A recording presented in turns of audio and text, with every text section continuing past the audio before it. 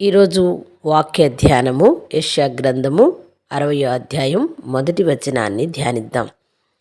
నీకు వెలుగు వచ్చి ఉన్నది, లెమ్ము, తేజరిల్లుము, యెహోవా మహిమ నీ మీద ఉదయించెను. ఆమెన్. దేవుని యొక్క మహిమ మన మీద ఉదయించినప్పుడు మనము తేజరిల్లుతామని దేవుని వాక్యము సెలవిస్తుంది. ప్రియ సహోదరుడా, సహోదరి, మనకు వెలుగు వచ్చింది కనుక లేచి మనము ప్రకాశించేవారిగా ఉండాలి. యెహోవా యొక్క శోభ అంటే ఆయన యొక్క కాంతి మన మీద ఉదయించింది కాబట్టి మనం ప్రకాశిస్తూ అనేక మందికి వెలుగునిచ్చేవారిగా ఉండాలి. అలాగే చూస్తే యోహాను సువార్త 8:12 కూడా ఇలా సెలవిస్తుంది.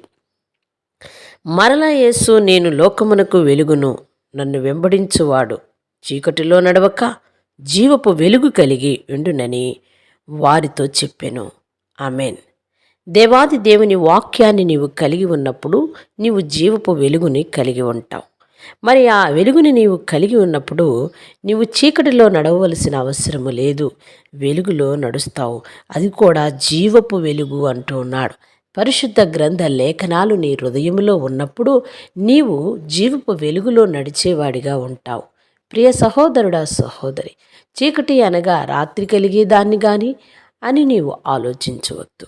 ఎందుకంటే నీ జీవితంలో ఏదైనా చీకటి కోణములు ఉంటే వాటిని తొలగించుకొని దేవుని యొక్క ప్రకాశవంతమైన వెలుగుతో నింపబడి నీవు యొక్క దేవుని యొక్క మాటలతోనూ ఆయన యొక్క జీవపు మాటలతోనూ ఆయన యొక్క జీవపు వెలుగులోనూ నడిచేవాడిగా ఉంటామని దేవుని వాక్యం సెలవిస్తుంది.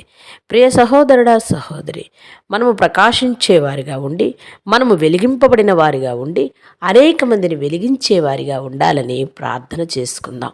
మహాపరిశుద్ధుడా, మిక్కిలిగా మమ్ము ప్రేమించే మా పరలోకపు తండ్రి, మీ దివ్యమైన పాదములకు కృతజ్ఞతాస్తోత్రములు నాయన.